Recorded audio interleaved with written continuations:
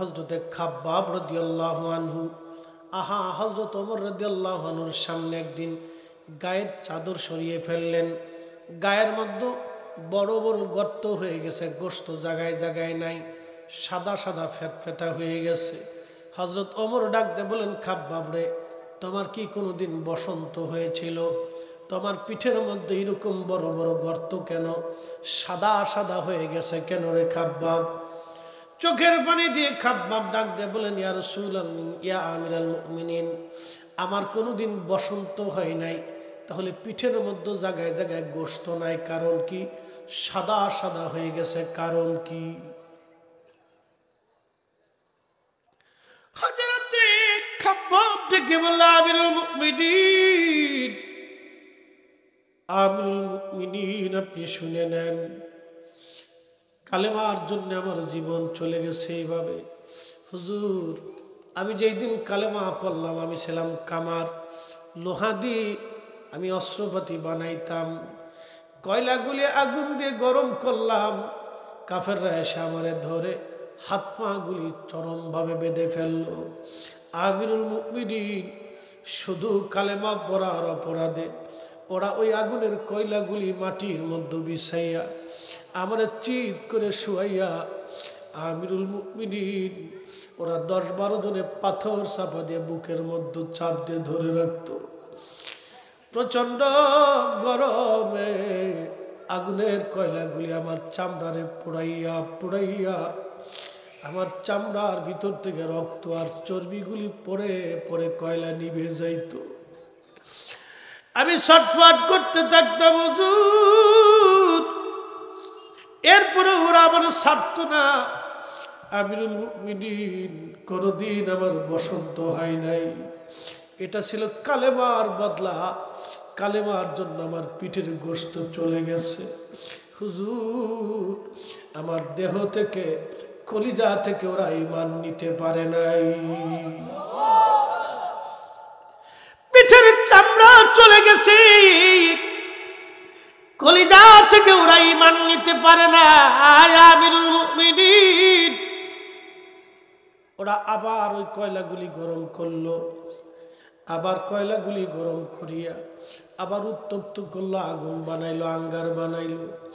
ওই কয়লার আঙ্গারগুলি মাটির মধ্যে বিছাইয়া ওই ঘা অবস্থায় ওরা আবার আমার চিৎ করে শুয়াইয়া আমার বুকের মধ্যে পাথর চাপা দিয়ে চেপে ধরে রাখত। হুজুর, এবার গোশতগুলি পুড়ে পুড়ে চর্বি গলে গলে কয়লা নিভে যাইত। আমি চিৎকার করতাম, ছটফট করতাম, ওরা আমারে ছাড়ত না।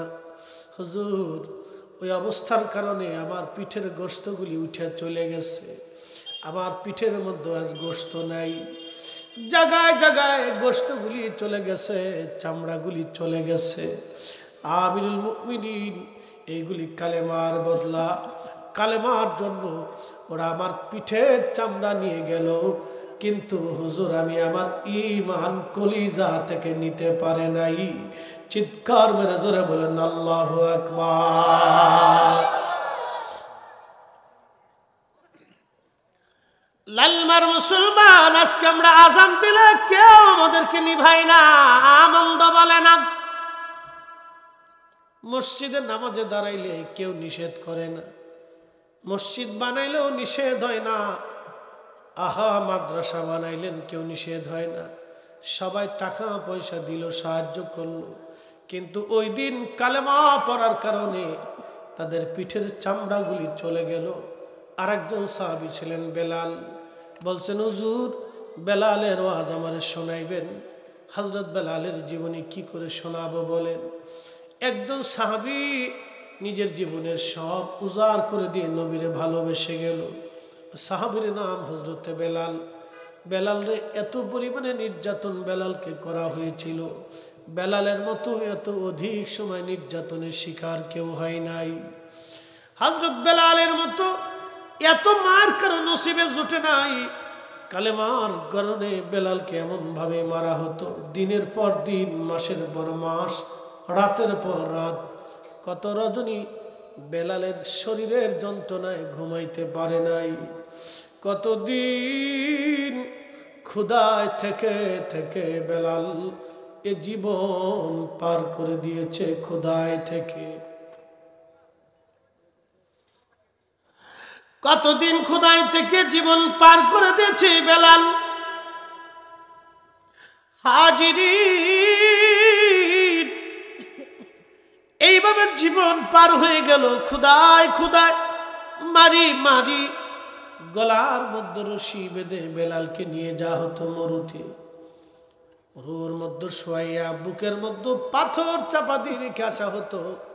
কোন রকম দম আসতো যাইতো, আর শুধু আহাদ আহাদ বলে বেলাল কাঁদতো। একটাই জবানে বাক্য ছিল, আল্লাহ এক, আল্লাহ এক, আল্লাহ এক, আল্লাহ এক, আল্লাহ এক। একবার জোরে বলা যাবে কি আল্লাহু আকবার।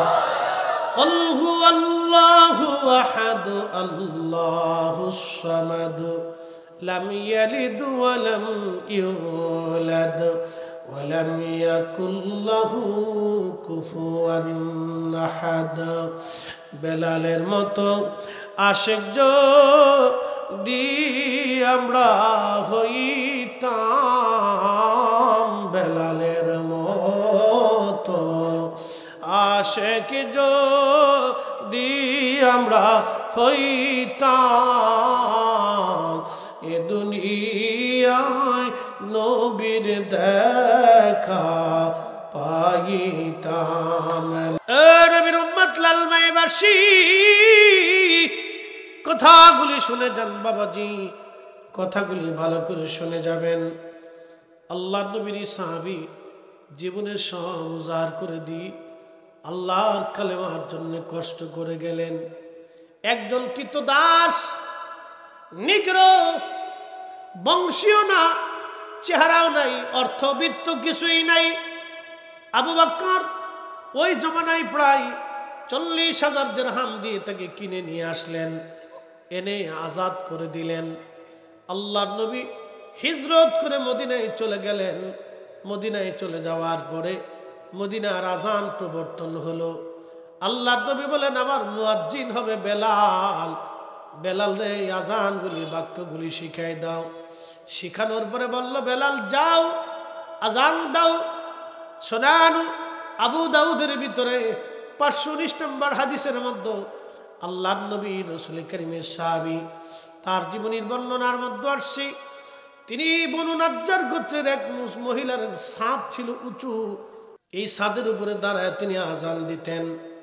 চলে যাইতেন, ওই ছাদের উপরে দাঁড়ায় দাঁড়ায় বেলাল আজান দিতেন। বনু নাজ্জার গোত্রের মহিলার ছাদ ছিল উঁচু, মসজিদে নববীর পাশেই, ওই ছাদের উপরে দাঁড়ায় বেলাল আজান দিতেন। আল্লাহু আকবার। বেলালের আজানের ফয়জুত এতই জটিল এবং কঠিন, এতই হৃদয় স্পর্শী ছিল, আজান দিলে সাহাবীরা ঘরে থাকতে পারত না। এতই ফয়জুত ছিল বেলালের আজানে, এতই মজবুত ফয়জুত ছিল। দীর্ঘদিন বেলাল আজান দিলেন। দীর্ঘদিন নবীর মুয়াজ্জিন যেখানে যাইতেন বেলাল সাথে যাইত, বেলাল আজান দিত। আল্লাহু আকবার। বেলালের আজানে নবী নামাজ পড়াইতেন। দীর্ঘদিনের সাথী হযরত বেলাল, আমার নবীর ইন্তেকালের সময় হয়ে গেল, ইন্তেকাল হয়ে গেল নবীজি। মদিনার অবস্থা এতই কঠিন হলো, নবী নাই। এই কথা সাহাবীরা মানতেই পারতেছে না, রাসূল নাই, বুঝতেই তো পারতেছেন নবী নাই। এ কথা শুনিয়া সারা মদিনায় কান্নার রোল পড়ে গেল। সারা মদিনার ভিতরে কান্নার রোল পড়ে গেল, নবী নাই, নবী নাই। সারা মদিনার ভিতরে কান্নার রোল, নবী নাই, রাসূল নাই। নবীর একজন সাহাবী পাগল পারা হয়ে গেলেন, বেলাল নির্বাক হয়ে গেলেন। সাহাবীরা কান্না করে যেখানে সেখানে। রাসূল কারীমের একটা প্রাণী বাহন ছিল উট, নাম ছিল কাসওয়া। আপনারা জানেন উট যখন কান্না করে মানুষের মতো কান্না করে। এই কাসওয়া উট একাধারে 3 দিন পর্যন্ত কেঁদেছিল। আল্লাহ তার খাবার পানি কেউ তারে খাওয়াইতে পারে নাই।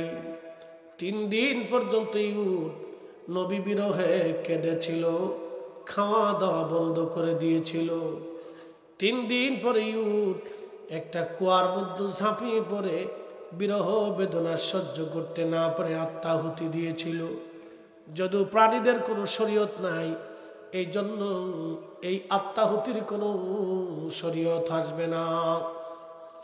কিন্তু একটা প্রাণী নবীর ইশক সহ্য করতে না পারে জীবন দিয়ে দিল ইউট। আল্লাহু আকবার! তাহলে সাহাবীদের কলিজার হালত কেমন হয়েছিল। হযরত বেলাল আজান বন্ধ করে দিলেন।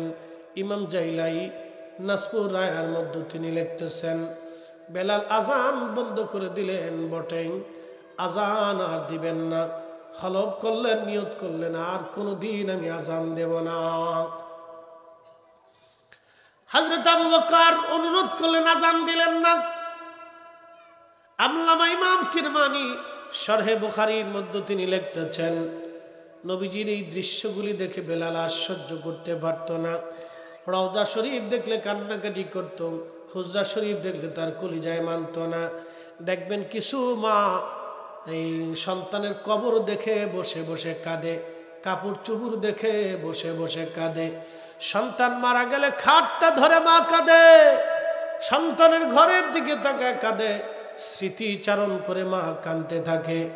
বেলালের ওইরকম কলিজা ফেটে ফেটে কান্না সে সহ্য করতে না পেরে আবু বকর সিদ্দিক রাদিয়াল্লাহু আনহু থেকে বিদায় নিয়ে সিরিয়ার দামেস্কে চলে গেলেন। বহুদিন পরে নবীজি স্বপ্ন দেখায়, কিরে বেলাল, কেমন জুলুম তুমি আমার সঙ্গে শুরু করছো? কতদিন হলো তুমি আমার জিয়ারতে আসো না রে বেলাল, আয় আয়, আমি নবীর জিয়ারতে আয়। বুঝতেই পারতেছেন একজন সাহাবী কি করে রাসূলকে ভালোবাসা দিলে নবী তার স্বপ্ন ডাকতে গেলেন। আল্লামা ইমাম তাকিউদ্দিন সুবকি রাহমাতুল্লাহি আলাইহি আশ-শিফাউস সাকামের মধ্যে তিনি ঘটনাটা লিখেছেন। আল্লামা ইমাম ইবনে কাসির আত-তারিখের মধ্যে লিখেছেন। ইমাম সামহুদি আল-ওয়াফাউল ওয়াফার মধ্যে লিখেছেন। শেখ আব্দুল হক মুহাদ্দিস দেহলভী মাদারিজুন নবুওয়াতের মধ্যে তিনি লিখেছেন। অনেক অনেক কিতাবের মধ্যে এসেছে। হযরত আল্লামা ইমাম তাকিউদ্দিন সুবকি রাহমাতুল্লাহি আলাইহি লিখতেছেন, আল্লাহর নবী স্বপ্ন দেখানোর পরে বেলাল চলে আসলেন মদিনায়। রওজা শরীফ কাঠের জালি দিয়ে ঘিরে রাখা ছিল। রওজা মুবারকের পাশে বসে বসে বেলাল কাঁদতে লাগলেন হামাগুড়ি দিয়ে দিয়ে। আর পাগলের বেশি কাঁদতেছিলেন বেলাল। কান্না এত জটিল, সহ্য করতে পারতেছিলেন না। নবী বিরহ বেদনা এত কঠিন। এই প্রেম দলিল দিয়ে হয় না রে বাবা। রসুলের ভালোবাসা দলিল দিয়ে হয় না, নবীর ভালোবাসা কলিজার ভিতর থেকে আসে। কথা কোন ঠিক কিনা? আল্লাহ রসুলের ভালোবাসা কলিজার ভিতর থেকে আসে, দলিল দেওয়া হয় না। আশিক রসুল হযরত বেলাল বসে বসে রওজা মোবারকে কান্দে, হুজুর আমি আসছি। গোলাম আসতে বলেছিলেন, গোলাম হাজির হয়ে গেছে। বুঝতেই পারতেছেন নবীজি তাকে রওজা মোবারকে ডেকে আনছেন। এটা চারটিখানি কথা না, সবার নসিবেই এটা জুটে না। যে যাহারে ভালোবাসে সে তো কবু ভুলে না। রসুল তোমায় ভালোবাসে, রসুল তোমায় ভালোবাসে, তুমি তারে ভুইল না।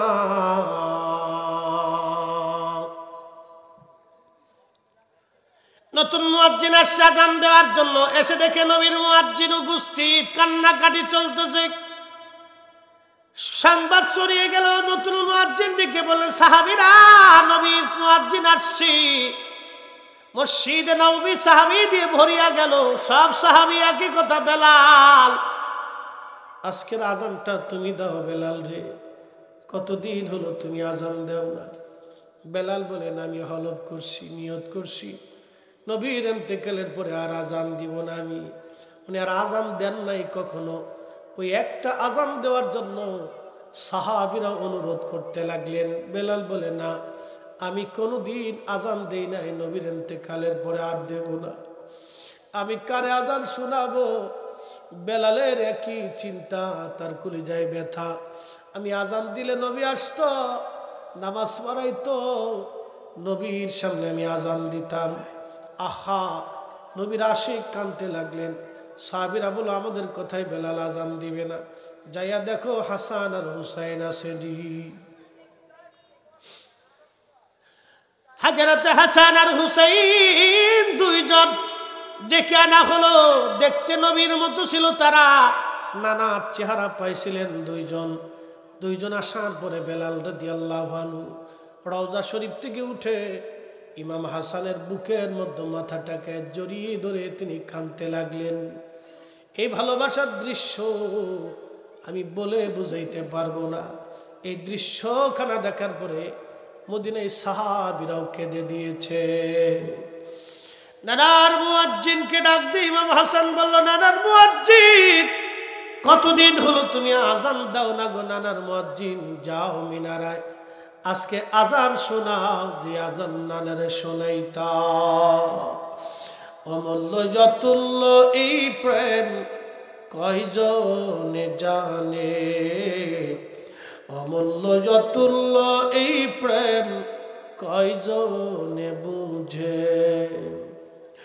ওরে ধনী মানি পাই না যারে, ওরে ধনী মানি পাই না যারে, পায়াস কানে। অমূল্য যতুল্য এই প্রেম কয়জনে জানে, অমূল্য যতুল্য এই প্রেম কয়জনে জানে। হাজরাতে বেলাল দৌড়াইয়া ওই ছাদের উপরে উঠছে। আল্লাহু আকবার, আল্লাহু আকবার, আল্লাহু আকবার, আল্লাহু আকবার। আযানের ফয়জুদ তাহাজ্জুদের সময় সারা মদিনা রন্দে রন্দে ছড়িয়ে পড়ল আজান। সাহাবীরা ঘর থেকে বের হয়ে দৌড় মারছে, মহিলারা বের হয়ে দৌড় মারছে, ছোট ছোট বাচ্চা যুবকরা বের হয়ে দৌড় মারছে। কারণ মদিনার মানুষ কলিজার ভিতর থেকে নবীরে ভালোবাসতো। সব সাহাবী পাগল পাড়া হয়ে দৌড় মারছে। আল্লাহ মসজিদে নবীতে আসে, সাহাবীদের একটা আওয়াজ, নবী বুঝি ফিরে আসছে রে, নবী আসছেনি, নবী বুঝি ফিরে আসছে। ইমাম তাকিউদ্দিন সুবকি রাহিমাহুল্লাহ শিফাউস সাকামের মধ্যে লেখেন, সারা মদিনায় রব উঠল, নবী কি ফিরে আসছেনি, নবী বুঝি ফিরে আসছে রে, নবী বুঝি ফিরে আসছে। সারা মদিনার সাহাবীরা গুনগুন করে কান্না শুরু করলো। মদিনাতে কান্নার রোল পড়ে গেল। আহা, নবীর ইন্তেকালের পরে এইভাবে আর সাহাবীরা কখনো কাঁদে নাই। যখন বেলাল আযান দিলেন, আশহাদু আন্না মুহাম্মাদার রাসূলুল্লাহ,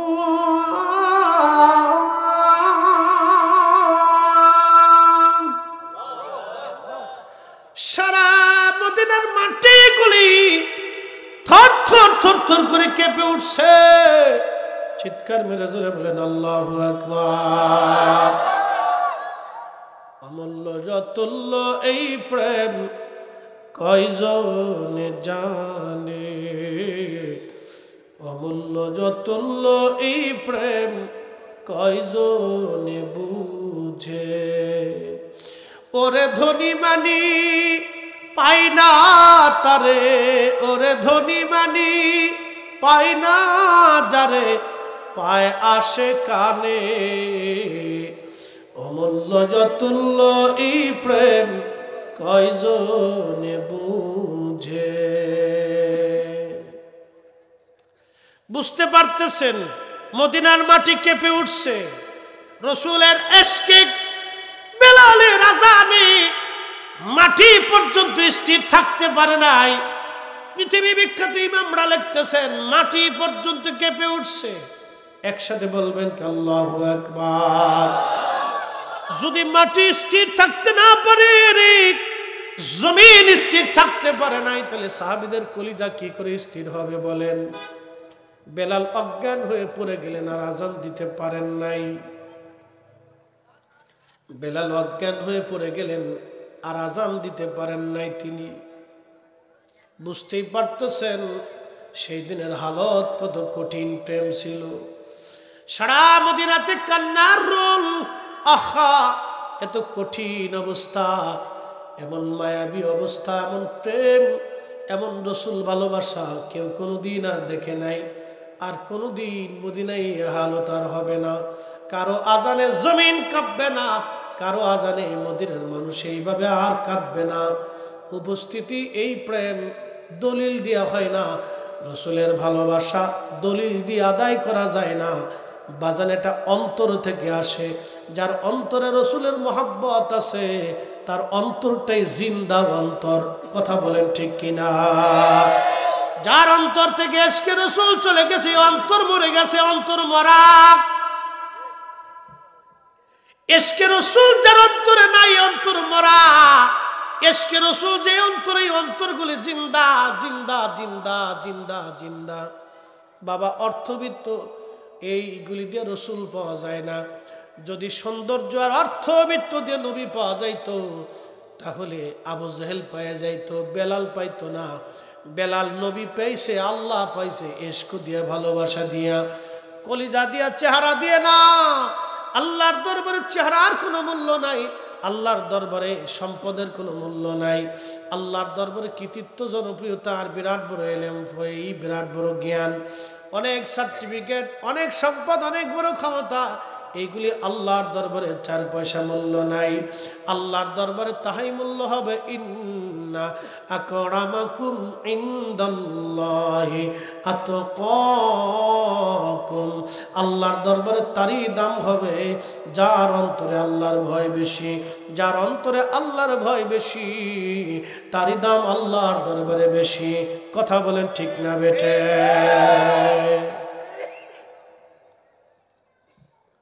তারই মর্যাদা আল্লাহর কাছে, তার মর্যাদা আল্লাহর কাছে, অন্যথায় হবে না। পৃথিবী বিখ্যাত একজন ফকিহ ছিলেন, তার নাম আব্দুল্লাহ ইবনে মুবারক। তিনি একদিন বলতেছেন, আমি কাবায় বহুদিন হলো বৃষ্টি হয় না, তো বৃষ্টির অভাবে কাবার চত্বরে মানুষ চারপাশ ঘিরে ধরে প্রত্যেক দিন দোয়া করে, আল্লাহ বৃষ্টি দাও, আল্লাহ বৃষ্টি দাও। তো বৃষ্টির অভাবে কাবার আশেপাশে খরা পড়িয়ে ঘাস তরুলতা পাতা মরে গেছে, খেজুর গাছগুলি শুকাই যাচ্ছে। এত উত্তাপ এবং এতই পরিমাণে তাপ আসছে, তো সহ্য করতে না পারে সব কাবাবাসী, হেরেমবাসী, মক্কাবাসী সবাই কাবা ঘর ধরে শুধু কান্নাকাটি করে, কিন্তু দোয়া কবুল হয় না। ইমাম আবুল ফারাজ ইবনুল জৌজি তিনি এনার একটা কিতাবের ভিতরে তিনি ঘটনাটা লিখতেছে। তা আব্দুল্লাহ ইবনে মুবারক বলতেছেন, আমি একদিন হাতিমে কাবা থেকে দূরে এক জায়গায় চুপচাপ বসে আছি, দেখি কাবাবাসী আজকে কি করে। তো সমস্ত কাবার মক্কার আহলুল মক্কা যারা ছিল তারা সব উপস্থিত হইয়া হেরেমের চারিপাশে, হাতিমে কাবার চারিপাশে ঘিরে ধরে দাঁড়াইয়া তারা আল্লাহর দরবারে কান্নাকাটি করতেছে, কিন্তু বৃষ্টি হয় না। আব্দুল্লাহ ইবনে মুবারক বলেন, এমন সময় দেখি একটা লোক আসছে, তার এই জুব্বা খুব মোটা, পশম দিয়ে বানানো, জায়গায় জায়গায় সিরা, তালি দেওয়া, পট্টি দেওয়া, এরকম খুব ক্ষীণ, দুর্বল, নিগ্র, কালো চেহারা, চুল দাড়িগুলি এলোমেলো, এবং তার আরেকটা চাদর আছে, ওটাও পশম দিয়ে বানানো, এটাও জোড়া তালি দেওয়া, জায়গায় জায়গায় সিরা ফাড়া, এরকম খুব ক্ষীণ, দুর্বল, হীন একজন দরিদ্র ব্যক্তি। সে ওই চাদরটা মোড়া দিয়ে, আব্দুল্লাহ ইবনে মুবারক বলতেছেন, সে বুঝতে পারে নাই যে আমি তার কথা শুনতেছি। সে আমার থেকে একটু দূরে বসে হাতটা বাড়াইয়া কাঁদতেছে আর বলতেছে, আল্লাহ, ও আল্লাহ, পাপের কারণে তুমি বৃষ্টি দিচ্ছ না আমি জানি, আল্লাহ তোমার এই গোলাম এতদিন আসে নাই, আজকে তোমার এই গোলাম তোমার হেরেমের পাশে এসে হাত তুলছে, আল্লাহ আজকে তুমি যদি বৃষ্টি না দাও তোমার এই গোলাম কাবা থেকে আজকে যাবে না। আল্লাহু আকবার। এ না হয়েছে না, আরো জোরে বলেন। ক্ষীণ দুর্বল, চুল দাড়িগুলি এলোমেলো। শোনেন, আপনারা আমাদেরকে দেখেন, আমাদের চেহারা চকচক সুন্দর, অনেক সুন্দর দেয়া যায়, জুব্বা জাব্বি গাই দিয়া এই আমরা পাগড়ি পুগড়ি দেখে ভাবতেছেন অনেক বড় হুজুর, বিরাট বড় আমলদার, কিন্তু না। এই আল্লাহর বান্দাদের ভিতরে এমন কিছু বান্দা আছে যাদেরকে হীন ও দুর্বল দেখেন, তার জীবনের কোন আমল আল্লাহর কাছে কবুল হয়েছে আমরা জানি না। কথা কন না কেন? এই জন্য অবহেলা করা যাবে, কাউরে অবহেলা করা যাবে না। আমি বড় হুজুর, মুফতি সাহেব, ফরিদি সাহেব, বিরাট বড় বক্তা তক্তা, জনপ্রিয়তা হয়ে গেছে, আমি যদি এরকম একজন দিকে ধাক্কা দিয়ে সরে দেয়, মেয়ে সরে যাও, না, এটা হবে না। ওই ব্যক্তিও আল্লাহর কাছে আমার চাইতে হাজার গুণে কোটি গুণে উত্তম হইতে পারে। কথা ঠিক কিনা? এমন মানসিকতা আমাদের তৈরি করতে হবে। খুব মনোযোগ দেন। মাশাআল্লাহ, চেয়ারম্যান সাহেব আসছে, আমরা সবাই বলি না মারহাবা। আজকে আমাদের প্রধান অতিথি না, আমাদের প্রধান অতিথি সাহেব জনাব মুজিবুর রহমান মুজিব সাহেব চেয়ারম্যান মহোদয় আসছে, আমরা খুশি হয়েছি। মারহাবা কর না। শত ব্যস্ততার ভিতরেও এই মাহফিলে এসে উনি রনক বৃদ্ধি করছেন। আমাদের সম্মানিত সভাপতি, আমি মুকদ্দমা দিইনি, আর আমাদের মিরুশে হুজুর কেবলা তো তিনি বসে আছেন। উনি একজন আল্লাহর অলির আওলাদ। মারহাবা বলবেন না? নসল তো অলিদের নসল, কি কথা কন ঠিক কিনা? নসল কি? অলিদের নসল। উনি অলির আওলাদ, তার মানে ওনার নসল, ওনার রক্ত অলিদের রক্ত। আর ওনাদের পূর্বপুরুষরা তো হজরতে নূর মুহাম্মদ নিজামপুরি রাহিমাহুল্লাহর গোলাম ছিল, খাদিম ছিল এবং খলিফা ছিল। সেখান থেকে তারা এ বরকত পাইছে। তো হুজুর আসেন, হুজুর দোয়া করবেন ইনশাল্লাহ। হ্যাঁ, হুজুর আসবে, হুজুর আপনাদেরকে নিয়ে দোয়া করবে। আমাদের চেয়ারম্যান সাহেব আসছে, সভাপতি সাহেব আসছে। একে উঠবেন না, উঠা লড়াচড়া করবেন না, কথা বুঝে যান। আজকে আমরা অনেক সময় নিজেরা অনেক কিছু ভাবি, এটা করা যাবে না। কথা ঠিক কিনা? অর্থ হোক, বিত্ত হোক, সম্পদ হোক, যাই হোক, এই জ্ঞান হোক, গরিমা হোক, আমি যত বড় আল্লাহ আমার উপরে নিক না কেন, ছোটকে কখনো ছোট মনে করা যাবে না। এই হীন ও দরিদ্র ব্যক্তি আল্লাহর দরবারে মর্যাদাবান হয়ে যেতে পারে। তো আব্দুল্লাহ ইবনে মুবারক বলতেছেন, ওই হীন ও দুর্বল লোকটা উনি এই চাদরটা মোড়া দিয়ে কাঁদতেছে আর বলতেছে, আল্লাহ তোমার এই গোলাম এতদিন আসে নাই, আজকে তোমার গোলাম আসছে, এই কাবা থেকে তোমার গোলাম আজকে ফিরে যাবে না, বৃষ্টি দিতেই হবে আল্লাহ, বৃষ্টি না দিলে আজকে যাবই না আল্লাহ। একসাথে বলবেন না আল্লাহু আকবার। তেলের গাড়ি তেলে চলে,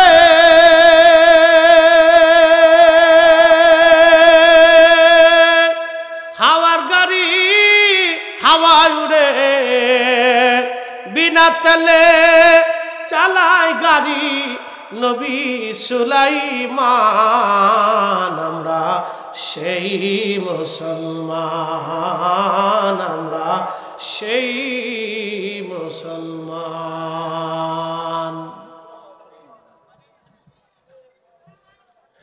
আব্দুল্লাহ ইবনে মুবারক বলেন, আমি দেখি একবার ওনার হাতের দিকে তাকাই, আবার আসমানের দিকে তাকাই, দেখলাম দোয়া করতেছে আর কাঁদতেছে আর বলতেছে, আল্লাহ বৃষ্টি না দিলে আজকে যাবই না, বৃষ্টি এক্ষুনি দাও আল্লাহ, দেরি করো না আল্লাহ, এখনই পাঠাও। আব্দুল্লাহ ইবনে মুবারক বিশ্ববিখ্যাত ফকিহ, এমন কোন ফিকের কিতাব নাই যে ওনার নাম না আছে, এত বড় আলেম। তিনি বলতেছেন, আমি দেখলাম আল্লাহর আকাশে মেঘ জমে গেল আর অঝোর দ্বারায় বৃষ্টি নামা শুরু হয়ে গেল। হ্যাঁ, চিৎকার মেরে বলেন আল্লাহু আকবার। চেহারা দেখে কি আল্লাহ বিচার করে? অর্থ দেখে বিচার করে? এলেম দেখে বিচার করে?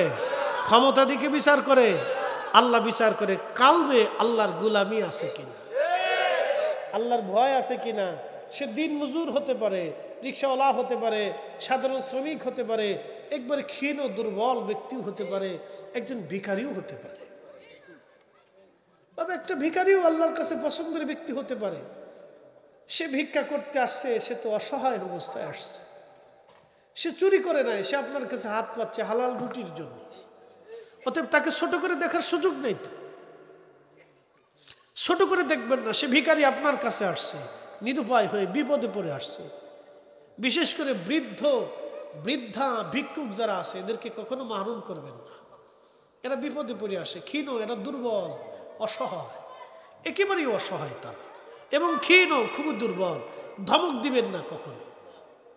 ওয়া আম্মাস সাইলা ফালা তানহার, আল্লাহ বলেন হাবিব আপনি তো কখনো ভিক্ষুককে ধমক দিবেনই না, আপনার উম্মতকে শিখায়েন তারা যেন কোনো সায়েলকে, কোনো ভিক্ষুককে যেন ধমক না দেয়, কোনো সায়েলকে যেন ধমক না দেয়। অনেকে দেখা যায় এই ত্রাণ দান দেওয়ার সময় অনেকের ধাক্কা দেয়, ধমক দেয়, এটা ঠিক না, অন্যায়। আল্লাহ কোরআন নিষেধ করছে ওয়া আম্মাস সাইলা ফালা তানহার, হাবিব আপনি তো ধমক দিবেনই না, আপনার উম্মতকে শিখায়েন যে তারা যেন সায়েলকে, ভিক্ষুককে যেন কখনোই ধমক না দেয়। বৃদ্ধা যারা ভিক্ষুক আসে কখনোই ধমক দিবেন না, কখনোই তাদেরকে ধাক্কা দিবেন না, বাজে কথা বলবেন না, মনে কষ্ট দিবেন না। কিছু না পারলেও আদবের সাথে ক্ষমা চেয়ে নেবেন। আর যদি কিছু দিতে পারেন তো কিছু না কিছু দিয়ে তাকে সন্তুষ্ট করবেন, বিদায় করবেন। বাবাজি তারা অত্যন্ত দুর্বল, ক্ষীণ অবস্থায় আপনার কাছে হাত পাতে, সে চুরি করতে আসে নাই, সে আপনার কাছ থেকে 2টা পয়সা নিয়ে হালালভাবে খাইতে আসছে, বুঝতে পারছেন? এই জন্য তাকে ছোট করে দেখবেন না। তার জীবনের কোনো ইবাদত আল্লাহর কাছে কবুল হতে পারে কি আল্লাহর কাছে সম্মানিত আমরা বলতে পারবো না।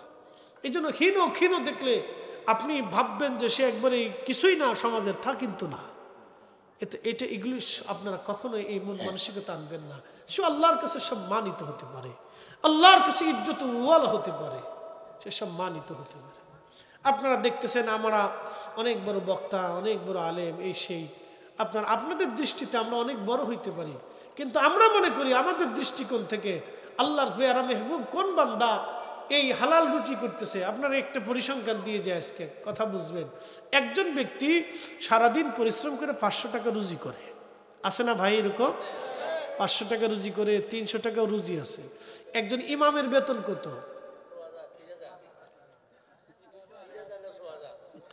6,000, 3,000, 4,000, 5,000 টাকায় ধরলাম।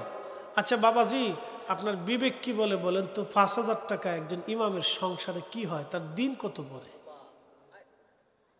মাত্র 250 টাকা। তো 250 টাকা একজন ব্যক্তির সংসারে কি হয় আপনি বলেন, আপনার বিবেকের উপর সাল্লাম, কি হয় বলেন তো? কিচ্ছু হয় না। তার একটা স্ত্রী আছে, তার স্ত্রীর তো মনের আশা থাকে স্বামীর পক্ষ থেকে কিছু ভালো কিছু গিফট পাবো। প্রত্যেক স্ত্রী কিন্তু স্বামীর কাছ থেকে কিছু আশা করে। ওই স্ত্রী, তার স্ত্রী আমাদের বোন হতে পারে, আমাদের ভাগ্নি ভাস্তি হতে পারে, আমাদের আত্মীয় হতে পারে। তার একটা বাচ্চা আছে, বাচ্চা তো বাবার কাছে আবদার থাকে, ভালো কিছু খাবে, ভালো কিছু পড়বে, আশা তো থাকতে পারে। আচ্ছা এগুলি বাদ দিলাম, বাপও না, এই স্ত্রীও নাই, সন্তানও নেই, তো মা তো আছে, বাবাটা তো আছে। তো বৃদ্ধ বাবা মারও তো আশা থেকে সন্তান একটা পড়াইছি, এতদিন মাদ্রাসায় পড়ছে, একটা চাকরি করে, মা বাবার তো একটা আশা থাকে। তো 5,000 টাকা প্রত্যেক দিন সে রুজি করে 250 টাকা, এদের দিয়ে তার কিছু হয় না। বাবাজি এই বলবেন হুজুর কমিটি টাকা দেয় না, কমিটি কোত্থেকে দিবে? কমিটিকে আসমান থেকে এনে দিবে, পাবলিকে দেয় না,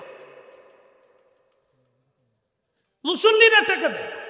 ক্যাশিয়ার মুসল্লির কাছ থেকে মাসের 200 টাকা বেতন উঠাইতে গেলে তার জান শেষ হয়ে যায়, 6 মাস পর্যন্ত ঘুরায়। কি কথা কর না কে? আল্লাহর নবী একদিন মদিনার কোন এক পাহাড়ের পাশ দিয়ে নবী যাচ্ছেন, খলিফাতুল মুসলিমিন ওমর রাদিয়াল্লাহু আনহুর সাথে। এমন সময় গম্ভীর ভাষায় একটা সালামের আওয়াজ আসলো। নবীজি বলেন, ওমর রে, মানুষের আওয়াজ না, এটা তো জিনদের আওয়াজ। সামনে এসে একটা জিন নবীর সামনে দাঁড়ায় গেল, খুবই বৃদ্ধ, একেবারে বুড়া। নবীজি বলেন, জিন তোমার নাম কি? বলে, হুজুর আমার নাম হিম।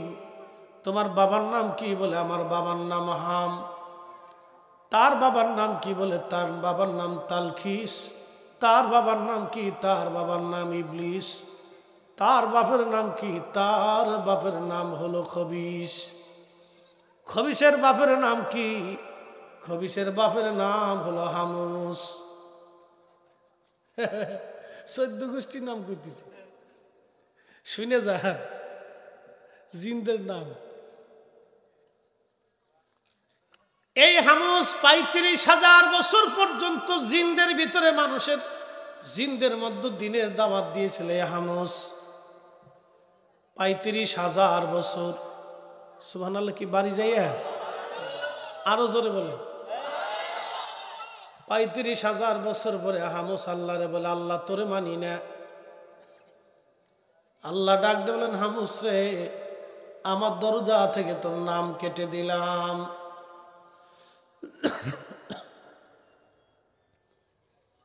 হামুসের নাম আল্লাহ কেটে দিলেন। হামুসের 2টা সন্তান ছিল, একটার নাম খবিস আর একটার নাম নীলবিস। নীলবিস ছিল মহিলা, খবিস ছিল বেটা। ওরা 2জন আপন ভাই বোন ছিল। আপন ভাই বোন রে এই হামুস বিয়ে পড়াই দিল। জিন জাতির মধ্যে আপন ভাই বোন 2জন বিয়ে করল।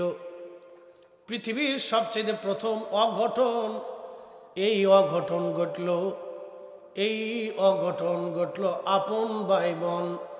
এই আপন ভাই বোনের অকাম আর কুকামের জন্যে আল্লাহ পৃথিবীর মধ্যে জিন জাতির মধ্যে একটা জিন জাতি পাঠাইলেন। একটা সন্তান আল্লাহ দিলেন। এই সন্তানের নাম হলো ইবলিস।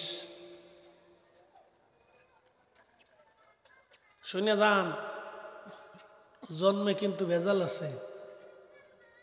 জন্মে কথা কর না কেন, জন্মে ভেজাল আছে। কিন্তু এই যে আমাদের এলাকার এক লোক একটা কবিতা গাইতো, মানে ওয়াজ করতার গাইতো, আগার খাসি দেগার পাড়া তোলালো, তবু পাড়ার ভব খাসলাত না গেল। পাড়া চিনেননি আপনারা? এটা কিন্তু কোনো গালি টালি না, এটা একটা জন্তুর নাম। জন্তুটা কি? খাসি। এটারে বেশি না ফেলাইলে, এটারে যদি না তুলায়, তাহলে আমাদের ফরিদপুরি ভাষায় বলে তুলানো, তো এটার পাড়া কয়। তো ওরা দিয়ে আমাদের দেশের মানুষ একটা কাজ করে। সেই কাজটা হলো এই ছাগলের প্রজনন বৃদ্ধি করা। তো ওর যে একটা বদ অভ্যাস আছে, তো কবি বলতেছে এই যে বদ অভ্যাসটা ওর যতই তুলান, ওর বেশি ফেলাই দিলে ওর বদ অভ্যাস ওর যায় না, কারণ এটা ওর ওই আগে থেকে চালু হয়ে গেছে। তো ইবলিস যদিও 7 লক্ষ বছর ইবাদত করছে, কিন্তু জন্ম তো ভেজাল। কি কথা কর না কে? জন্ম কি ভেজাল। এই জন্য আমাদের বিয়ে শাদীটাও যেন রসুলের তরিকায় হইতে হবে। কথা কর না কেন? ঠিক কিনা? কার তরিকায়? নবীর তরিকায় হইতে হবে। আমরা তো অনেক সময় শয়তানের তরিকায় বিয়ে করি। বলে হুজুর শয়তানের তরিকা কি? বিয়ে করতে গেছে যুবকেরা, বিয়ে বাড়ি অনুষ্ঠান শুরু, আনন্দ ফুর্তি করবে, বিয়ে বাড়িতে অনুষ্ঠান আনন্দ হবে, এটা নিষেধ নাই শরীয়তে। কিন্তু আনন্দটা নারীরা নারীদের জায়গায় থাকবে, পুরুষরা পুরুষদের জায়গায় থাকবে। কিন্তু আমাদের দেশে সিস্টেম হলো একজনের বউ লয় আর একজনে নাচানাচি করে। এই কি কথা কর না কেন? বউ বলে আর একজনের নাচে আর একজনে। কি অবস্থা দেখেন। মাইয়া হলো আর একজনের, বউ হলো আর একজনের, ঘুরে হলো আর একজনের। এইগুলি আমার সমাজে চলতেছে। এটাকে বিবাহ বলে না, এটা নবীর সুন্নত তরিকা অনুযায়ী বিয়ে হয় না। নবীর সুন্নত তরিকার বিয়ে হলো মসজিদের মধ্যে বিয়ের এজাব কবুল হবে, দোয়া দুরুদ খুতবা মসজিদে হবে। আর আমার দেশের কাজী যারা বিয়ে পড়ায়, অনেক কাজী আছে মুইতেই পানি লয় না। হাসতে কর, কে জোরে কর। কিরে বাবারা, তোরাও ঠিক কইস। মাশাআল্লাহ, ওরাও ঠিক কয়। বিরাট মুসল্লি আমার সামনে বসে দিচ্ছে, ছোট ছোট। তো অনেক কাজী আছে দেখবেন পেশাব করেও পানি নেয় না। কি এক মুশকিল, হেতে বিয়ে পড়াইতে ইচ্ছে। এটারা আগে পুকুরে লিয়ে গোসল করাইতে হবে, হেতারে ফাঁকসাফ করাইয়া তারপরে আনাইতে হবে। কারণ শোনেন, বিবাহ কিন্তু একটা পবিত্র বন্ধন। আল্লাহ কোরআন বলতেছেন, وَبَدَأَ خَلْقَ الْإِنسَانِ مِنْ تُرَابٍ। এই কোরআন বলতেছে আমি মানব জাতির সূচনা করছি মাটি থেকে। সুম্মা জাআলা নাসলাহু মিন সুলালাতিন মিন মাইন মাহিন।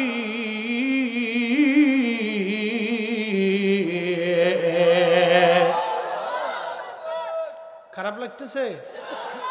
অনেকে চিন্তা করছে হুজুর মানে লাস্টে ধরবে।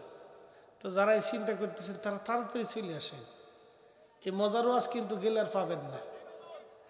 চলে আসেন, এই বাড়িতে ঘরেতে না থাকি, আমরা এগুলোকে শিখার দরকার আছে। আল্লাহ বললেন আমি মানুষের বংশ বিস্তার করছি, নসল কি থেকে, মিন সুলালাতিম মিন মাইম মাহিন, ওই যে মাটির তৈরি মানুষের নির্যাস, যেটাকে নুতফা বলা হয়, পানি, এক বিশেষ পানি, এর ভিতরে থাকে শুক্রাণু এবং ডিম্বাণু, খালি চোখে যেটা দেখা যায় না, দূরবীক্ষণ যন্ত্র দিয়ে যেটা দেখতে হয়, এটার নাম শুক্রাণু ডিম্বাণু। এই শুক্রাণু ডিম্বাণু থেকে আমি আল্লাহ মানুষ বানাইছি।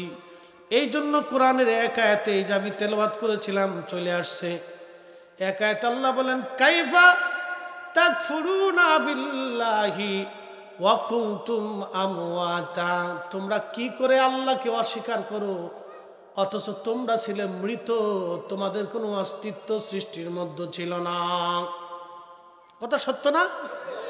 আপনাদের সামনে যিনি ওয়াজ করতেছেন ফরিদি সাহেব, এই 50 বছর আগে ফরিদি সাহেবের অস্তিত্ব পৃথিবীতে ছিল না। কথা ঠিক কিনা? আমার অস্তিত্ব পৃথিবীতে, আপনাদের অনেকেরই অস্তিত্ব পৃথিবীতে।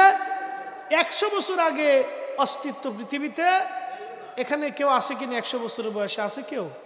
নাই। তাহলে মানে 100 বছর আগেও ছিল না, আবার 100 বছর পরে আমাদের অস্তিত্ব পৃথিবীতে থাকবে না। এই জন্য আল্লাহ বলতেছেন কাইফা তাকফুরুনা বিল্লাহ, তোমরা কি করে আল্লাহর সাথে নাফরমানি করো, কুফরি করো, অস্বীকার করো আল্লাহকে, আল্লাহর আইনকে, আল্লাহর বিধানকে তুমি কি করে অস্বীকার করতেছো।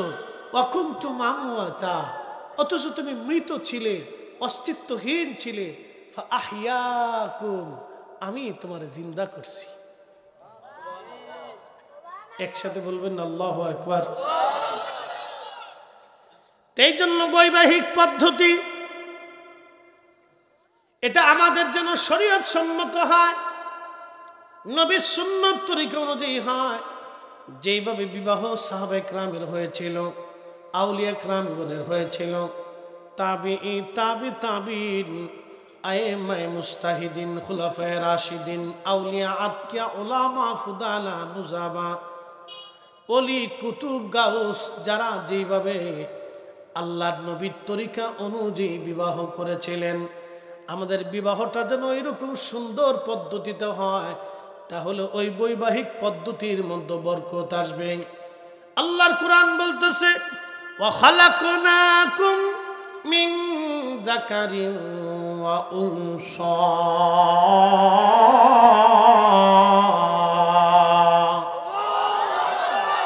আমি একজন পুরুষ আর একজন নারী দিয়ে আমি পৃথিবী সাজাইছি, তোমাদের নসল বংশ আমি বিস্তার করেছি, আমি পৃথিবীর মানুষ বৃদ্ধি করেছি একজন পুরুষ আর একজন নারী দিয়া।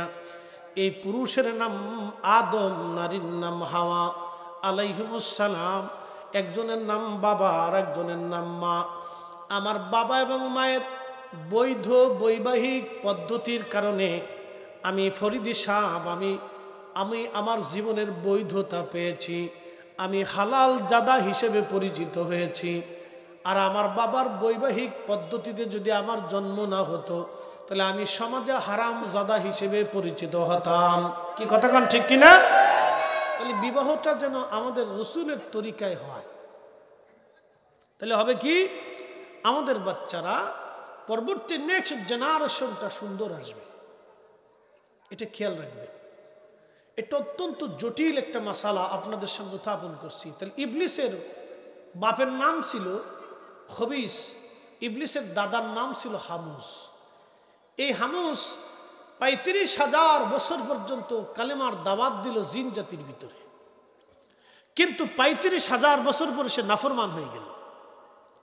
মানুষের ভিতরেও কিছু নাফরমান হয়ে যায়, হয় না ভাই? আল্লাহ রসুলকে দেখলো আব্দুল্লাহ ইবনে উবাই বিন সুলুল, নবীরে দেখলো, নবীর পিছনে নামাজ পড়ল, আল্লাহু আকবার, কিন্তু তারপরে সে মুনাফিক হয়ে গেল, যার কারণে তার নামে একটা সূরা নাজিল হয়ে গেল, সূরা মুনাফিক। দেখেন অথচ সারা জীবন রসুলের পিছনে নামাজ পড়ছে, সারা জিন্দেগি নবীর কাছে নামাজ পড়লো, নবীর মজলিসে বসলো, সাহাবীদের সাথে বসলো, কিন্তু আল্লাহ রাব্বুল আলামিন তার নাম রসুলের সাহাবীর দরজা থেকে আল্লাহ কেটে দিলেন মুনাফিকি করার জন্য, নাফরমানি করার জন্য। বন্ধু, পৃথিবীতে কিছু মানুষ আছে আল্লাহর সাথে নাফরমানি করে। সাহাবীদের মধ্যে অনেকেই প্রথমে কালেমা পড়ছিল, অনেকে আবার মুরতাদ হয়ে গেল, আবার অনেকেই মুরতাদ থেকে আবার মুসলমান হলো। বন্ধু, খুব মনোযোগ দিবেন। আবার অনেকেই দেখা গেছে নিজের জীবন বিলীন করে দিল, কিন্তু ঈমান বিক্রি করল না। এই জিন জাতির মধ্যে এই হানুস সর্বপ্রথম নাফরমানি করলো। ৩৫,০০০ বছর পরে আল্লাহকে বলল, আল্লাহ তোরে আর মানি না। আল্লাহ তার নাম কেটে দিলেন। নামটা কেটে দেওয়ার পরে তার 2টা সন্তানের মধ্যে সে বিয়ে পড়াইল। আপন ভাই বোনের মধ্যে সর্বপ্রথম অঘটন ঘটল পৃথিবীর জিন জাতির মধ্যে। তখন মানব জাতির অস্তিত্ব দুনিয়াতে ছিল না। এই দুনিয়াতে তখন মানুষের কোনো অস্তিত্বই নাই। তখন জিনদের মধ্যে অঘটন ঘটল। 2 আপন ভাই বোনের মিলনের মাধ্যমে আল্লাহ একটা সন্তান দিলেন। এই সন্তানের নাম হলো ইবলিস। দেখতে খুব সুন্দর ছিল, মেধাবী ছিল, প্রখর মেধার অধিকারী। এই ইবলিস, বন্ধু খুবই মনোযোগ দিয়ে কথাগুলি শুনবেন। আল্লাহর নবী ডাক দিয়ে বলতেছেন, হিম রে তোমার বয়স কত? হিম ডাক দিয়ে বলি, ইয়া রাসূলুল্লাহ আমার বয়স কত আমি বলতে পারবো না, তবে একটা কথা বলি নবী গো, হাবিল আর কাবিল যেই দিন একটা সুন্দরী মেয়ে নিয়ে আকলি মারে নিয়ে মারামারি কইরা একজন আর একজনকে হত্যা করেছিল, আমি হিম সেই দিন পাহাড়ে পাহাড়ে কেবল দৌড়াদৌড়ি করা শিখেছি। তার বয়স কত চিন্তা করেন, 1000 বছর। আদম সফিউল্লাহর 2 বেটা হাবিল আর কাবিল যেই দিন মারামারি করে আকলিমার জন্য মারামারি করে একজন আর একজনকে মার্ডার করলো, ওই হিম ডাক দে বলে, হুজুর ওই দিন আমার বয়স কেবল ছোট, আমি হাঁটাহাঁটি দৌড়াদৌড়ি শিখছি, আর আজকে আমি বৃদ্ধ হয়ে গেছি, কত শত বছর 1000 বছর বয়স আমি বলতে পারবো না। আল্লাহর নবী বলেন, তুমি কি আমার সঙ্গে দুষ্টুমি করার জন্য আসছো? তখন ওই জিন ডাক দে বলি, ইয়া রাসূলুল্লাহ আমি দুষ্টুমি করার জন্য আসি নাই নবীজি, আল্লাহর কসম করে বলি আমি আপনার কদমে কালেমা পড়ে মুসলমান হওয়ার জন্য এসেছি।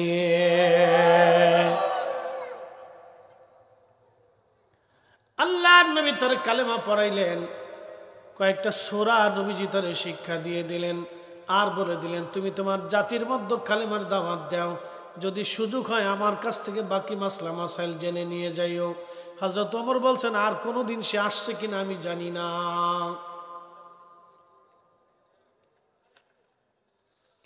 এই জন্য আমাদের বৈবাহিক পদ্ধতিটা যেন হালাল পদ্ধতিতে হয়, আমরা যেন আমাদের সন্তানদেরকে নবীর তরিকা অনুযায়ী বিবাহ দিতে পারি। আল্লাহ তৌফিক দিক। সকলে দোয়া করে বলেন আমিন। এটা খেয়াল রাখবেন, এটা অত্যন্ত জটিল এবং সুন্দর একটা মাসালা। আমি জিন থেকে আপনাদেরকে বোঝাচ্ছি। তাহলে আমাদের নসল, আমরা পৃথিবীতে আসছি একটা বৈধ পদ্ধতিতে। কি বৈবাহিক পদ্ধতি? সর্বপ্রথমে আদম আলাইহিস সালাম এবং আম্মা জান হাওয়া আলাইহিস সালামের বিয়ে হয়েছিল জান্নাতে। তো জান্নাতে বিয়ে হবে, আদম নবী তো জীবনে কোনোদিন বিয়ে করেনি। তো বিয়ে করার জন্য পাত্রী আম্মা জান হাওয়া আলাইহিস সালামকে উপস্থিত করা হলো। তো ফেরেশতা জিবরাইল আলাইহিস সালাম সহ আরো অন্যরা আসছে বিয়ে পড়ানোর জন্য। বিয়ে পড়াইতে বসছে, ফেরেশতারা ডেকে বলতেছে, আদম আপনি আপনার স্ত্রীর জন্য মহারানা ধার্য করেন। বলে মহারানা কি? মহারানা হলো আপনার পক্ষ থেকে আপনার স্ত্রীর জন্য একটা অর্থ বা সম্পদ। আদম নবী ডাক দিয়ে বললেন, রে ফেরেশতারা, মহারানা কোথায় পাবো বলো? আমি আল্লাহর বাড়ি খাই, আল্লাহর বাড়ি ঘুমাই। আমি আল্লাহর বাড়ি খাই, আল্লাহর বাড়ি আমি ঘুমাই। মহারানা কোথায় পাবো বলো? কোথায় পাবো মহারানা বলো? আল্লাহ ডাক দিলেন। ইমাম মোল্লা আলী কারি আল মাউরিদের মধ্যে তিনি লিখতেছেন, ইমাম আবুল ফরাজ ইবনুল জৌজি তিনার একটা কিতাবের মধ্যে তিনি লিখেছেন, আল্লাহ ডাক দিয়ে বলতেছে, জিবরাইল, আমার আদমকে তুমি বলো, আমার আদম যেন আমার আখিরি নবী রহমতের নবীর শানে 3 বার মতান্তরে 11 বার দুরূদ শরীফ পড়িয়া যেন হাওয়ারে মহারানা দিয়ে দেয়। এটাই মহারানা হয়ে যাবে, বিবাহ শুদ্ধ হবে। একবার জোরে বলা যাবে কি মারহাবা? চিন্তা করছেন দুরূদ কত আগে আইছে? আল্লাহ রসুলের দুরূদ কত আগে আসছে দেখেন। ইমাম আবুল ফরাজ ইবনুল জৌজি ওনার কিতাবে বিশুদ্ধভাবে লিখতেছে, একবার বিশুদ্ধ কথা এটা। তো আদম আলাইহিস সালামের তো কোনো অর্থ নাই, তো মহারানা কি দিবে? বলে, আল্লাহ মহারানা কোথায় পাবে? তোমার জান্নাতে খাই, আমি তো বেকার, পয়সা করি নেই, টিয়া পয়সা নেই, ধন দৌলত তো আমার নাই, আমি তো তোমার বাড়িতে খাই। আল্লাহ বললেন, তাহলে তোমার আমার আখিরি নবীর প্রতি 11 বার মতান্তরে 3 বার দুরূদ শরীফ পড়ে তুমি তোমার স্ত্রীকে মহারানা দিয়ে দাও। আমরা অনেক সময় ইচ্ছা করেও মহারানা দিই না। বিয়ে করার সময় নানান দিনা পাওনা নিয়ে ঝগড়া ফাসাদ বাঁধে। অনেক সময় দিনা পাওনার চিন্তা ভাবনা বিয়েই হয় না, বিয়ে ভাঙ্গে যায়। কথা কর না কে? ঠিক কিনা? সব পছন্দ। দেখেন শয়তান কত বড় চালাক, সব পছন্দ, ছেলে মেয়ে আত্মীয় স্বজন সব হয়ে গেছে, খাওয়া দাওয়া হয়ে গেছে, এখন দিনা বানা হচ্ছে। কারণ বাপের চাহিদা শেষ নাই, মার চাহিদা আরো বিরাট, জামার চাহিদা আরো বড়। বাপরে বাপ চাহিদার কোনো শেষ নাই। কদ্দূর খালি শ্বশুর বাড়িতে খসাইতে পারে। কেউ আছে খুব ধান্দাবাজ, বেশি ধান্দা করে। শোনেন, এগুলি ইত্রামি ছোট লোকি ব্যবসা বাদ দিতে হবে। যৌতুক প্রথা ইসলামে নাই। এগুলি হলো একবারে ইতর। যেই ফ্যামিলি যৌতুক দাবি করবে ওরা জুতা দিয়ে বাইরে গিয়ে ওই এলাকা সারা করে দিতে হবে। কথা কর না কে? এই আসতে ঠিক করলেন কেন? জোরে বলেন, নাহলে যে কোরআন আমার হাতে, আল্লাহ কোরআন। কি দিয়ে বাইরে দিতে হবে? জুতা দিয়ে বাইরে ওই এলাকা সারা করতে। বুঝতে হবে ওর মতো ইতর আর ছোট লোক পৃথিবীতে আর একটাও নাই। কথা কর না কে? বলো ছোট লোক, ওর সাথে আত্মীয়তা করা যাবেই না, জীবনেও করবেন না। সাবধান, করলেই বিপদে পড়বে। এগুলির সাথে কখনো আত্মীয়তা করবেন না। যারা এই কথা বলবে কোনো আত্মীয়তা নাই। কেউ যদি বলে যে বিয়ে সাহেব, এই আপনার মেয়েরে আপনি কি দিবেন সেটা আপনি জানেন, আপনার জামাইরে, আপনার জামাই আপনার পোলার মতো কি দিবেন না দিবেন সেটা আপনি জানেন, আর আপনার মেয়েটা আমার বৌমা হিসেবে আসবে, ওই আমি আমার মেয়েরে কি দেবো না দেবো সেটা আমি জানি। এই আপনার জামাইরে আপনার একটা পোলার মনে করে কি দিবেন দিবেন, আর আমার মেয়ে আসবে আমার ঘরে, আমার বৌমা আমার মেয়ের মতো, ওরে আমি কি দেবো না দেবো আমি আমার বৌমারে সাজায় নিয়ে আসবো। তাহলে কথা সুন্দর, কোনো ঝামেলা নাই। কথা ঠিক কিনা? সবাই মৌলিকভাবে সুন্দর মতো সমঝোতার মাধ্যমে একটা জিনিস সুন্দর হলে হয়। কিন্তু আরেকজনের ফার্স্টে পিন মারবো। আমার দেশের কিছু বেটিরা পান খায় আর খালি পিন মারে। কি কথা কর না কে? খারাপ করে দিছি আমি? বলে হুজুর আপনি এটাও জানেন। আমি এটা জানি না মানে দুনিয়ার সব জানি। আমরা হুজুররা জানি না এমন কোনো কাজ নাই। এই বেটিরা পান খায় আর খালি গ্রাম বেড়ে ঘুরে আর খালি খালি পিন মারে। জরিনার মা, এ করিমের বা মা, পোলা বিয়ে করেছ, কি পাইছ, কি দিছে? একদম কাঠ দিছে, উরে খয়রাতের লোক আত্মীয়তা করছো, এই দিছে না পিন মাইরা, এই বেডির মন নষ্ট করে দিছে। এগুলো শয়তান, এগুলো জুতা দিয়ে বাইরে এলাকা সারা করতে হবে। কথা কর না কে? এগুলো শয়তান বেডি। এই বেডিরা এক সংসারের ভিতর ভেজাল বাঁধায়, বহু ফ্যামিলি নষ্ট করছে এরা, বহু স্বামী স্ত্রীর তালাক পর্যন্ত সেই ঝগড়া ফাসাদ বাঁধাইয়া। কথা কর না কে? এগুলো শয়তান, দুষ্ট, অসুস্থ মস্তিষ্কের। এগুলো অসুস্থ ফ্যামিলি আর অসুস্থ ব্যক্তি। এরা সমাজের কীট, সার পোকা, উই পোকা, তেলা পোকার মতো। এগুলো মনে রাখবেন। তেলা পোকা যেরকম ক্ষতি করে, উই পোকা যেমন কাঠ খেয়ে ফেলায়, সার পোকা যেমন আপনার ঘুমাইতে দেয় না, এরা হলো ওই সারফুকা। এই বেডিরা পান খেয়ে বেড়ায় আর খালি খুশাখুশি করে বেড়ায়, এগুলো সারফুকা। এই সারফুকা থেকে আমাদের সমাজরা আল্লাহ মুক্ত রাখুক, সকলকে না আমিন। এগুলো কত নারীর সংসার নষ্ট করছে তার হিসাব নাই, আমি বলেও শেষ করতে পারবো না। কত নারীর সংসারের ভিতরে অশান্তি সৃষ্টি করছে তার হিসাব নাই। আয়শা করিমের মা কিন্তু খুব ভালো, ছেলে বিয়ে করে আনছে, বৌমা আসছে, খুশি মনে চলতেছে, খাওয়া দাওয়া চলতেছে, রান্না বান্না চলতেছে, করিমের মার কোনো লোভ নাই। এর চিন্তা হলো আমার বৌমা আসছে, তারা নিজেরা করে নি, আমরা তো করতে করতে এখন কাজ করতে করতে বুড়ো হয়ে গেছি। এলে লোক ভালা, সাদা সিধে মনের মানুষ, কিন্তু ফান খাওয়া বেরিয়ে ইয়া এমন ফিন মারছে, এক ফিনে করিমের মার জান শেষ হয়ে গেছে। বুঝতে পারছেন, সংসারে অশান্তি বাধাই দিচ্ছে। এই জন্য এগুলি আমাদেরকে দূরে থাকতে হবে। এরা অসুস্থ মস্তিষ্ক, এরা অসুস্থ। প্রিয় হাজিরিন, কষ্ট হইতেছে আপনাদের? তাহলে একসাথে বলেন তো আল্লাহু আকবার। এগুলি কেন আপনাদেরকে বলতেছি শুনেন, এগুলি প্রত্যেক সমাজে গ্রামে মহামারীর মতো অশান্তি বিশৃঙ্খলা লেগে রয়েছে। এটা প্রত্যেক ফ্যামিলির ভিতরে এই বিশৃঙ্খলা লাগতে লাগতে শেষ পর্যন্ত আদালত পর্যন্ত যায়, পুলিশ, মামলা, হামলা, জরিমানা, কত অশান্তি। এই অশান্তির শেষ নেই। প্রিয় বন্ধুগণ, লালমার মুসলমান খুবই মনোযোগ দিয়ে শুনিয়া যান। এগুলি হচ্ছে সামাজিক ব্যাধি। নবীজির দিকে যদি আপনারা তাকান, আম্মাজানদের দিকে যদি আপনারা তাকান, আল্লাহর ওলিদের দিকে যদি তাকান, তাদের জীবন কত সুন্দর ছিল।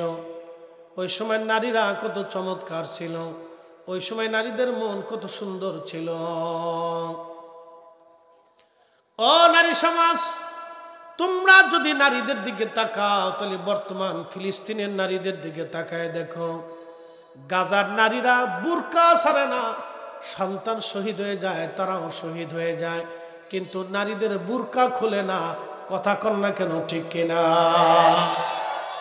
আপনি দেখেন ফিলিস্তিনের একটা নারীও আপনি বুরকা ছাড়া পাবেন না। আপনি একটু দেখেন ভিডিও, ছেলে মরে যাচ্ছে, হসপিটালে ছেলে শহীদ, ছোট্ট বাচ্চা শহীদ হয়ে গেছে, হাত নাই, পা নাই, চোখ নাই, কান নাই, অঙ্গ প্রত্যঙ্গ বোমার আঘাতে উড়ে চলে গেছে। ওই সন্তান কোলের ভিতরে করে নিয়ে মা কাঁদতেছে, কিন্তু বুরকা ছাড়ে নাই। আর আমার দেশের বেডি অজু নষ্ট হবে বিদায় অজুই করে, এই লিপস্টিক নষ্ট হবে বিদায় অজুই করে না। তো কারে কি শিখাবে?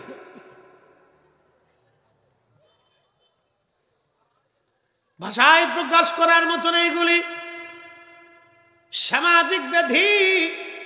প্রিয় উপস্থিতি, এই জন্য আপনাদেরকে বলতেছি, আপনারা ফিরে আসেন, যেন বিবাহিক পদ্ধতিটা সুন্দর হয়, আল্লাহ যেন সুন্নত তরিকা অনুযায়ী করার তৌফিক দেয়। সকলে বলেন আমিন। আল্লাহুম্মা সাল্লি আলা মাওলানা মুহাম্মদ ওয়া আলা।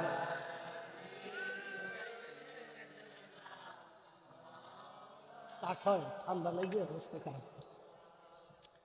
এই আবহাওয়ার চেঞ্জ তো, আমার আবার একটু ঠান্ডার প্রবলেম আছে, অ্যালার্জি আছে, কোল্ড অ্যালার্জি। মানে ডাইন বাম হলে ঠান্ডা লাগে আর কি, হাসি মাসি আসে, কাশি আসে, একটা বড় সমস্যা। এই শীত ছিল, এখন একটু গরমের ভাব পড়ছে না, এই ঠান্ডা লেগে গেছে, একটু অসুবিধা আর কি। মানে কণ্ঠে একবারে শক্তি পাইতেছি কম, কিন্তু আজ কম করবার না ইনশাল্লাহ, চিন্তা করে লাভ নাই। মরি আর বাসি, বেচারারা এত কষ্ট করে বাগান সাজাইছে, আমরা মরা বাসার দিক চাইয়া লাভ নাই। মাহফিল সাকসেস হইতেই, আল্লাহ যেন সাহায্য করে, বলে না আমিন। কোনো চিন্তা নাই, ইনশাল্লাহ চলবে। যারা বাড়িতে আছেন তাড়াতাড়ি আসেন, আর দেরি করেন না। বহুত আপনারা পান চা টা খাইছেন, দোকানে যারা চা খাচ্ছেন তারা চলে আসেন। জীবনে বহু চা খাইছেন, বাবারে জান্নাতের বাগানে বসার আর সুযোগ জীবনে না হইতে পারে। কথা ঠিক কিনা? আচ্ছা, আমাদের হায়াত কতটুক, কয় বছর, কয়শো বছর? জিনেরা তো হাজার হাজার বছর হায়াত পাইছে, আমরার হায়াত কত বছর? আমাদের হায়াত সামান্য হায়াত, 60 বছরের হায়াত, ছোট্ট মাত্র হায়াত। আল্লাহর কুরআন বলতেছে, তারুজুল মালাইকাতু ওয়ার রূহু ইলাইহি ফি ইয়াউমিন কানা মিকদারুহু 50 আলফা সানা। দুনিয়ার 50,000 বছর এক জায়গা করলে যত বিরাট হবে, হাসরের একটা দিন হলো তত বিরাট। এবার আপনি আপনার 60 বছরটাকে একটু মামলা দেন, মানে কি বলে আপনার ভাগ দেন। আমি অঙ্ক কম বুঝি, আমি ছোটকাল থেকে অঙ্ক পারতাম কম, মানে পেঁয়াজ গোছ আমি বুঝি না। ছোটকাল থেকে আমি পেঁয়াজ গোছ কম বুঝি, রাজনীতি কম বুঝি, এত পেঁচা পেঁচে আমি বুঝি না। পেঁচা পেঁচে আমি আমার অন্তরের মধ্যে আনি না। কারো ক্ষতি করবে এই চিন্তা আমার মগজে আসে না। কারণ অন্যের মাল আমি চুরি করে নষ্ট করে খাবো, অন্যের হক মেরে খাবো, এই ধান্দা আমার অন্তরে কখনো উদয় হয় না। খুব মনোযোগ দিবেন। এই অঙ্ক আমি পারি কম। যদি আপনি ভাগ দেন 50,000 বছরকে যদি 60 বছর দিয়ে ভাগ দিয়ে দেখেন আপনি, তাহলে হয়তো আপনি দেখবেন আখেরাতের কত সময় দুনিয়াতে আপনি বাঁচেন, আখেরাতের সামান্য সময় আপনি দুনিয়াতে বাঁচবেন। এই সামান্য সময়ের ভিতরে 10 বছর চলে যাবে আপনার হেলায় হেলায় ডোলায় ডোলায়, কৈশোর এবং শিশুকালের খেলাধুলায় আনন্দ ফুর্তিতে 10 বছর চলে গেল। বাকি বৃদ্ধকালের 10 বছর যাবে অসুস্থতা, বিভিন্ন রোগ ব্যাধি, নানান দুশ্চিন্তায় এবং দুর্বলতায় বাকি 10 বছর চলে গেল। আর বাকি থাকবে আপনার 40 বছর। এই 40 বছরের প্রায় 3 ভাগের 1 ভাগ চলে যাবে ঘুমে ঘুমে। জীবনের 3 ভাগের 1 ভাগ শুধু ঘুমে চলে যায়, বাকি 2 ভাগ জীবনের বিরাট একটা অংশ সংসারের ঝামেলায়, বিদেশ যাত্রায়। এখানে অনেকেই হয়তো বিদেশ করছেন, 5 বছর অথবা 10 বছর আপনি খেটে আসছেন, টাকা পয়সা রুজি করে আপনি নিয়ে আসছেন। আসার পরে আপনি কি পাইছেন? আপনি 10 বছর পরিশ্রম করলেন দুনিয়ার অর্থবিত্তের জন্য, কিন্তু আল্লাহ পাওয়ার জন্য আপনি পরিশ্রম করেন নাই। আমি ফরিদ হিসাবের দিকে তাকান, কামিল টামিল দিয়ে ফিকা ঠিকা দিয়া একবারে শেষ করতে আমাদের 22-24 বছর শেষ হয়ে গেছে সেশন জট দিয়ে। খুব মনোযোগ দিয়েন। এই 22-24 বছর পার হয়ে গেল। এই 22 বছরের পরিশ্রম করে আমরা একটা সার্টিফিকেট পাইছি। তাও এই সার্টিফিকেট দিয়ে যারা মাস্টার্স কমপ্লিট করে, মাস্টার্স পাস করে, 24-26 বছরে মাস্টার্স করে আসে একটা ছেলে ঢাকা ইউনিভার্সিটি থেকে। মাস্টার্স করতে করতে ছেলেটা প্রায় বুড়া হয়ে যায়। এরপরেও চাকরি পাইতে হলে তার মামু লাগে, মামু সারা চাকরি হয় না। কি লাগে? মামু লাগে, মামু। এ মামু সারা চাকরি হয় না। তাহলে এই ছেলেটা 24 বছর পরিশ্রম করিয়া তারপরও মামু দিয়ে চাকরি পেয়েছে। কথা বুঝেন তো? 24 বছর পরিশ্রম করে সে একটা সার্টিফিকেট পাইছে। এ বান্দা যদি 24 বছর দুনিয়ার সার্টিফিকেটের পিছনে না দৌড়াইয়া আল্লাহর পিছনে দৌড়াইতো, বলে তাহলে সে আল্লাহর ওলি হয়ে কবরে যেত। এই কথা কন না কেন? সে আল্লাহর ওলি হয়ে কবরে যাইতো, কিন্তু আল্লাহ পাওয়ার জন্য কেউ পরিশ্রম করে না। আমরা কেউ আল্লাহর কাজে সময় দেই না, আখিরাতের কাজে আমরা সময় ব্যয় করি না। আমরা আল্লাহকে খুশি করার জন্য আমরা সময় ব্যয় করি না। প্রিয় উপস্থিতি, খুব মনোযোগ দেন। আল্লাহর কাজে সময় ব্যয় করি কম, আল্লাহর কাজে আমরা সময় দেই কম। এই আল্লাহর বান্দা যদি আখিরাত পাওয়ার জন্য যদি বান্দা চেষ্টা করত, তাহলে অবশ্যই এই বান্দাটা আল্লাহর আখিরাত পেয়ে যাইত। তাহলে আমরা আখিরাতের জন্য সময় দেই কম। তাহলে দুনিয়ার সামান্য সময়, আখিরাতের সামান্য সময় আমরা দুনিয়ার মধ্যে বেঁচে থাকি। তারপরে দুনিয়ার পিছনে পিছনে আমরা দৌড়াচ্ছি। আমাদের দৌড়ায় দৌড়ায় জিন্দিগি পার হয়ে গেল। জিন্দেগি তোর যায় রে ফাঁকি দিয়া রে সোনার আদম, জিন্দেগি তোর যায় ফাঁকি দিয়া। ও আদম রে পাক ধরিয়ে গেছে দাড়ি, দন্তবাসে গুটাচারি সমন জারি গিয়াছে কুরিয়ার সোনার জিন্দগি তোর যায় ফাঁকি দিয়া আল্লাহুম্মা সাল্লি আলা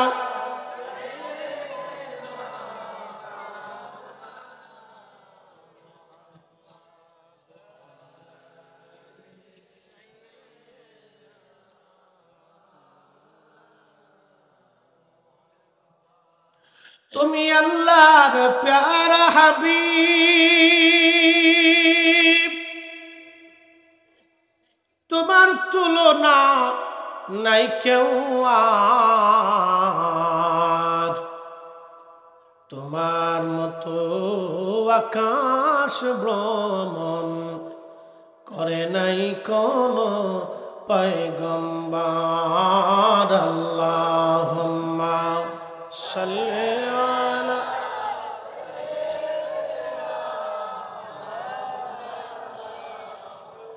মুহাম্মদ ওয়া আলা আলি সাইয়্যিদিনা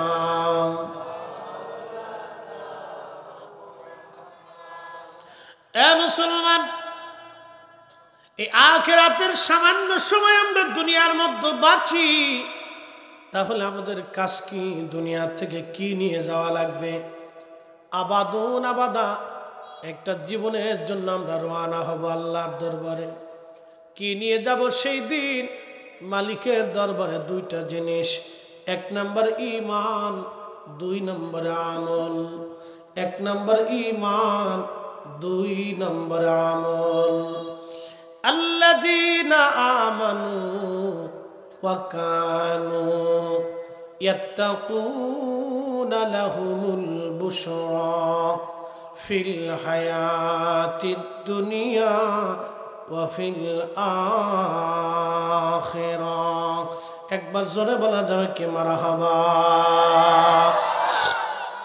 কয়টা জিনিস নিতে হবে দুইটা আমি আপনি পরকালের একটা যাত্রা আজকে রাত্রিবেলা ঘুমাইলেন সকালবেলা ঘুম থেকে উঠবেন কোনো গ্যারান্টি নাই আছে কি কোনো গ্যারান্টি নাই সকালবেলা ঘুম থেকে উঠবেন কোনো গ্যারান্টি নাই আহা এটাই আমাদের জীবন আল্লাহর কোরআন বলল আমা তাদরি নাফসুন বিআইয়ি আরদিন তামুত এ বান্দা তুমি কোথায় কোন হালতে তুমি মারা যাবা আল্লাহ ছাড়া কেউ জানে না আল্লাহ ছাড়া সে কোথায় মারা যাবে সে জানে না আহা কোন অবস্থায় কোন হালতে মারা যাবে কেউ জানে না আগামী মুহূর্ত কি আসবে কেউ জানি না যদি তাই হয় তাহলে দুইটা জিনিস নিতেই হবে আমার বাড়ি আমার ঘর আমার জমি আমার করে আমরা কবরে চলে যাচ্ছি কিন্তু আমার তো কিছুই না সব আল্লাহর আমার আর কিছুই নাই আসছিলাম একা চলে যাব একা সঙ্গে আর কেউ নাই এক মহাকালের যাত্রা দুনিয়াতে আপনি যখন আসলেন আসার সময় আপনার মা আছে বাবা আছে আপনার আত্মীয় স্বজন আছে নার্স আছে ডাক্তার আছে দুনিয়ার মানুষ আছে সবাই খুশি আপনারা সবাই সাহায্য করে কোলে নিয়ে আদর করলো বড় হলেন আপনার আল্লাহ শক্তি দিল সামর্থ্য হলো রুটি রুজি করে খান জীবন আপনি চালান আল্লাহু আকবার বৃদ্ধ হয়ে গেলেন শুধু তাই কি আপনি এখন আবার আরেকজনের সাহায্য নেওয়া শুরু করলেন আল্লাহ হাতে লাঠি পর্যন্ত ধরাই দিল কবরের যাত্রা শুরু একা কেউ নাই আহা কাফনের কাপড় পরাই দিল আর একজন গোসল করাইল অন্যজনে কবর খুঁজলো অন্যজনে বিদায় জানায় আর সব চলে আসলো কেউ আর আপন আমার আপনার নাই ওই মহাকাল কতদিন আল্লাহর কোরআন বলতেছে শোনো খালিদিনা ফিহা আবাদা